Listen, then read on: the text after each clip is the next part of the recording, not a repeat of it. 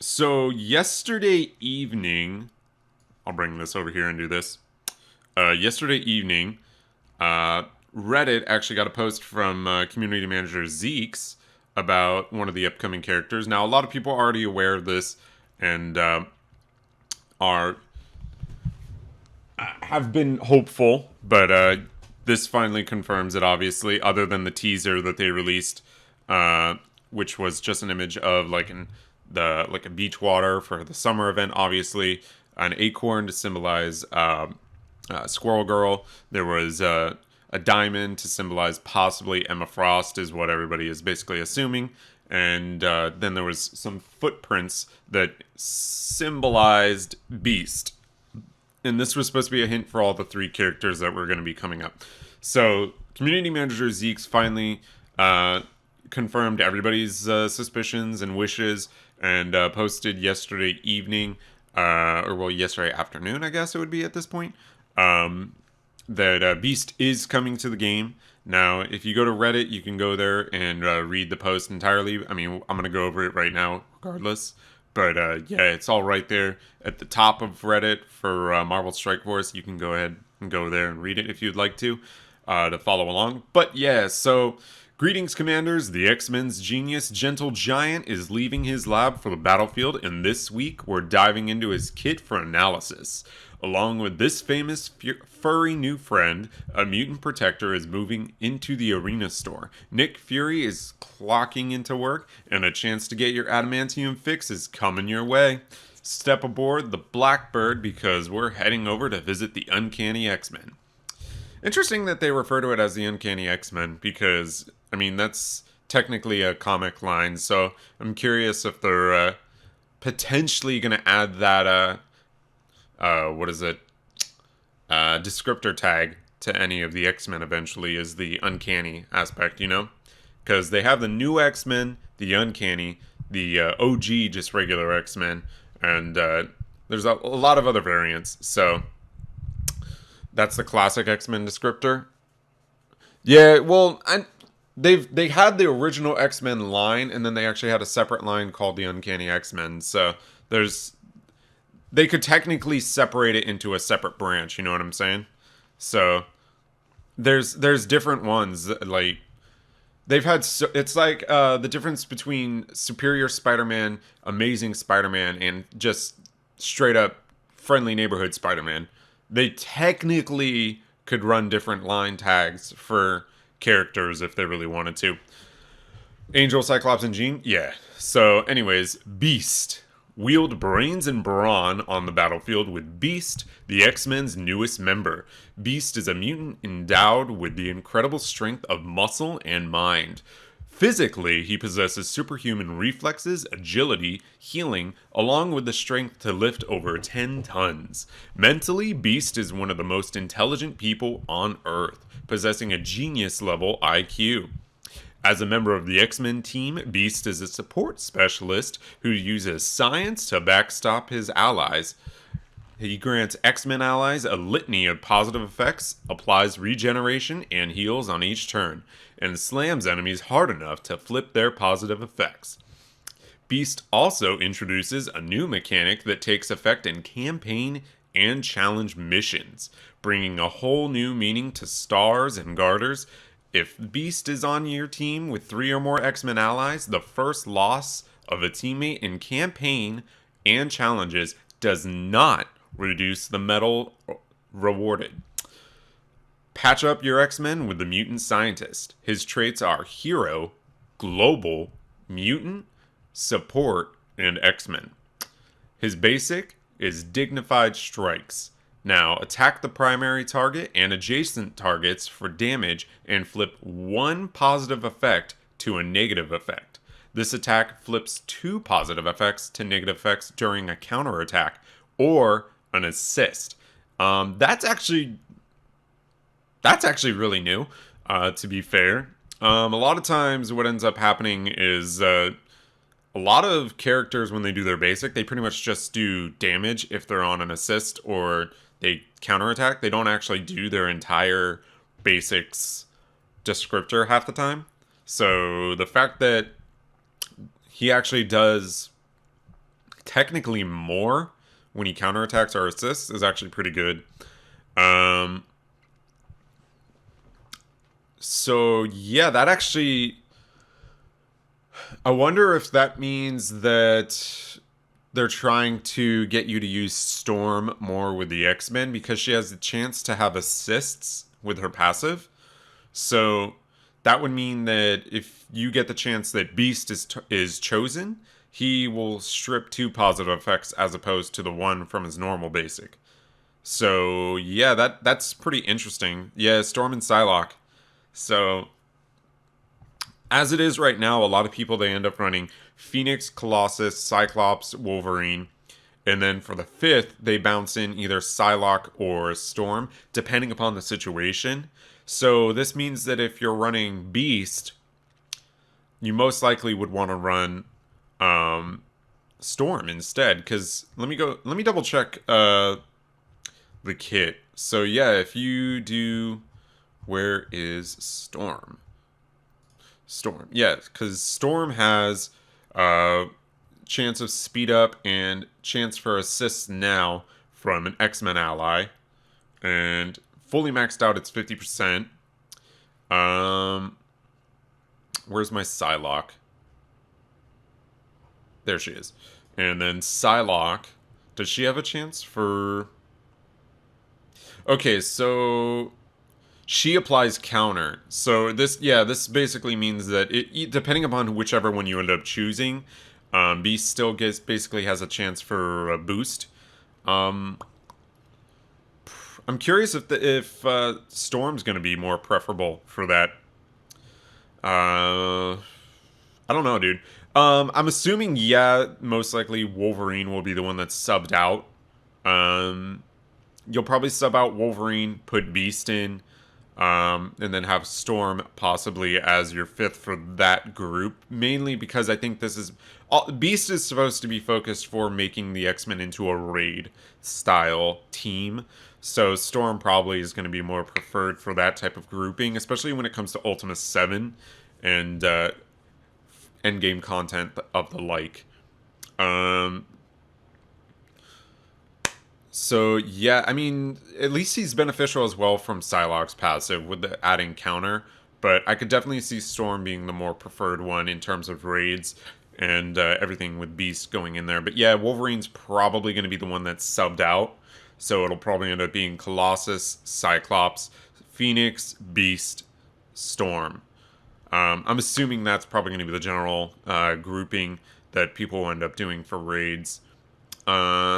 Phoenix will still be a little bit problematic for raids, yes, but your general group will probably be that. Because with Beast filling out with all the heals that he's potentially going to do, and we're going to talk about his special in a moment, he's going to be able to heal Phoenix and assist her with staying alive and trying to prevent her going into dark mode. Dark mode is just going to be the last resort, which it's supposed to be intended to be.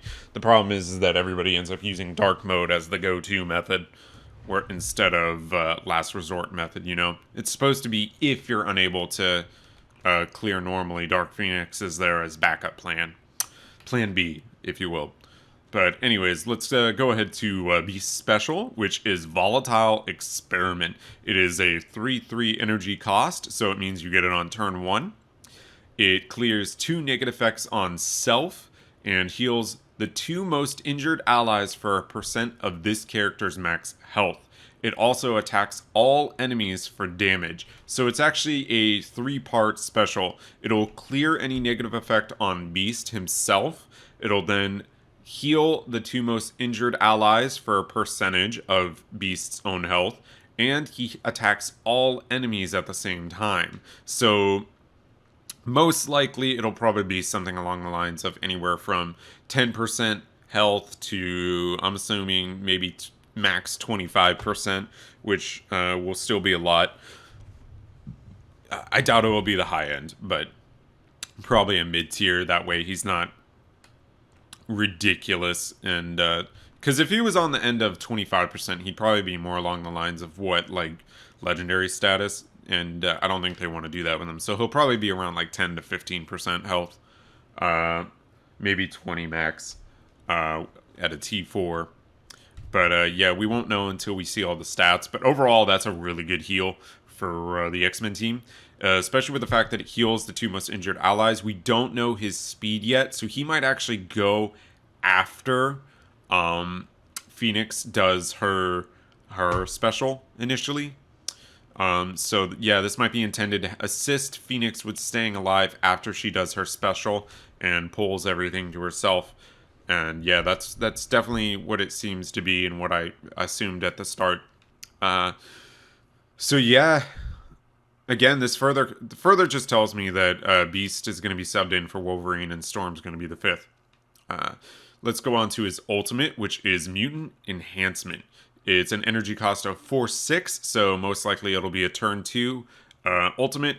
It applies offense up to self and all Blaster, Brawler, and X-Men allies. Applies defense up to self and all Protector, Controller, and X-Men allies. Applies speed up and grant ability energy to self and all support and X-Men allies. Apply regeneration to all X-Men allies.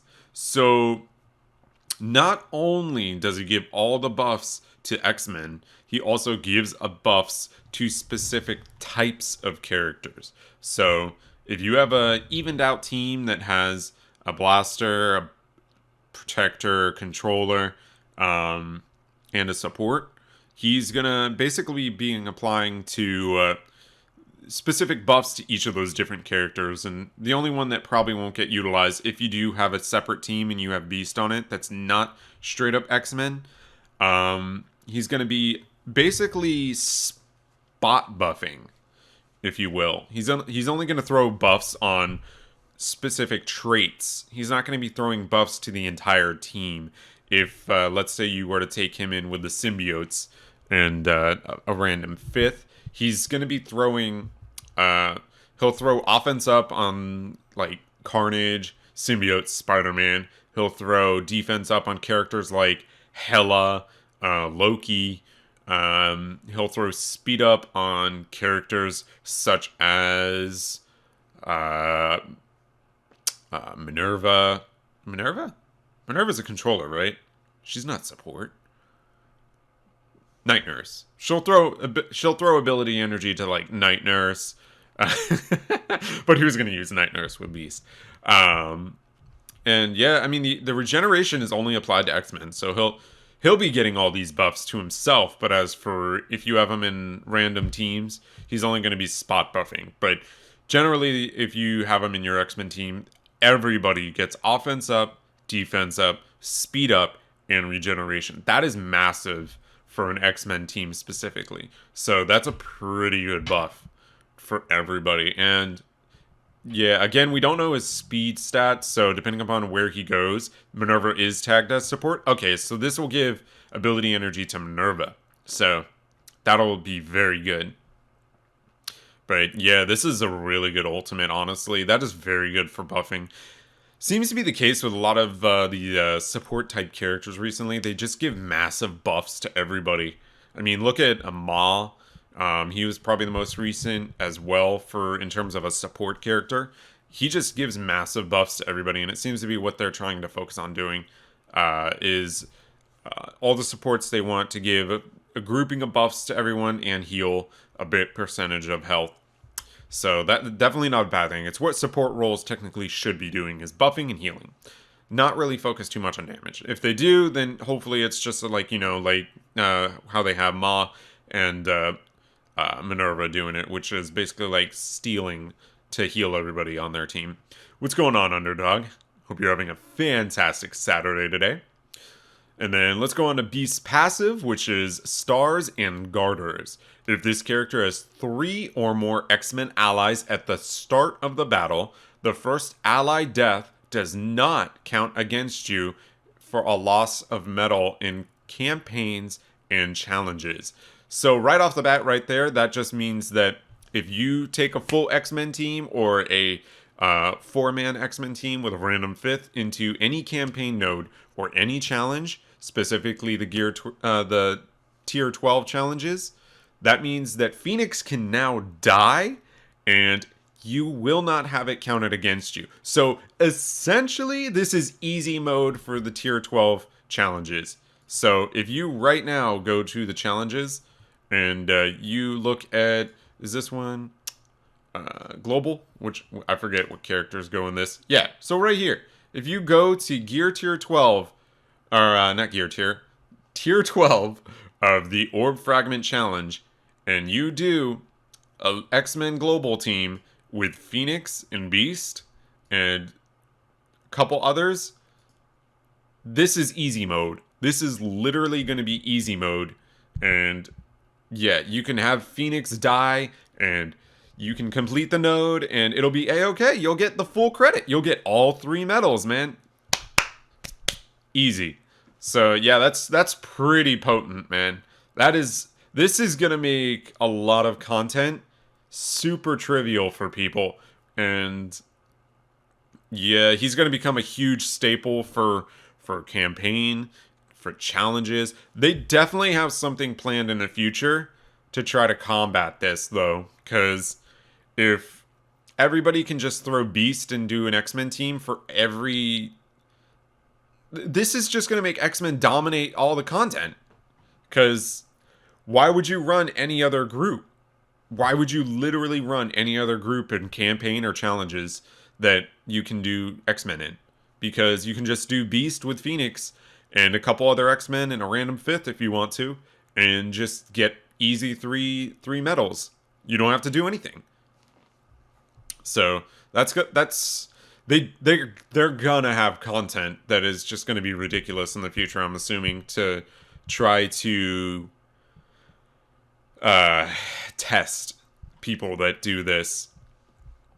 I wouldn't doubt it, man.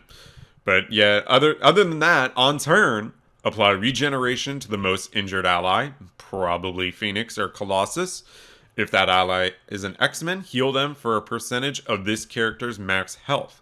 And this is on every turn. So we don't know if this is guaranteed every turn. That is massive. Which it's probably going to be. I mean, the Asgardians heal every turn for a percentage based on each other, so this will probably be every turn. I doubt this will be like 50% chance every turn for this to happen. This is probably going to be guaranteed. So again, that's massive. And then gain resistance, and X-Men allies gain resistance, which is pretty normal.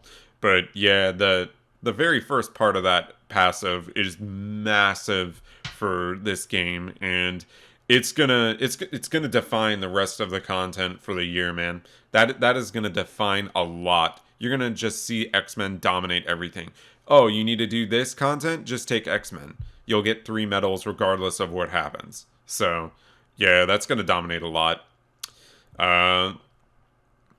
Yeah, I mean, he already has a decent kit. Like, if they didn't have that, it would be fine regardless, because you would still be guaranteed a decent amount of possibility you would 3 medal content. But the fact that he also negates the first death just fully solidifies it. And yeah, they really want people to use Beast, is basically what they're telling everybody. So overall, I'm excited for Beast, and he should make a fantastic addition to the game. Other than that, we do have an Arena Store update.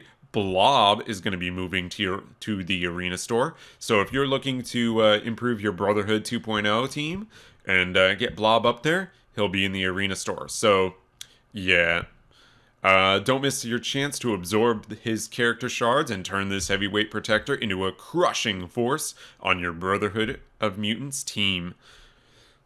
Returning legendary event, Nick Fury, the infamous agent of S.H.I.E.L.D., is once again suiting up for his legendary event, Chasing Fury. Start gearing up and leveling up your top Kree team for a chance at grabbing precious Nick Fury character shards.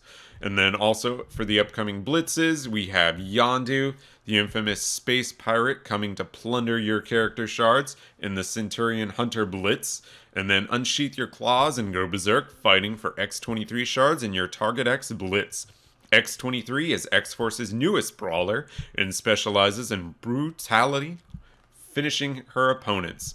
I totally did not read that correct. Don't miss your first shot at adding more adamantium to your roster. How many adamantium characters do we have? We have Wolverine, X-23. Who else uses adamantium? Does Phoenix? No, Phoenix doesn't use that. Who uses adamantium?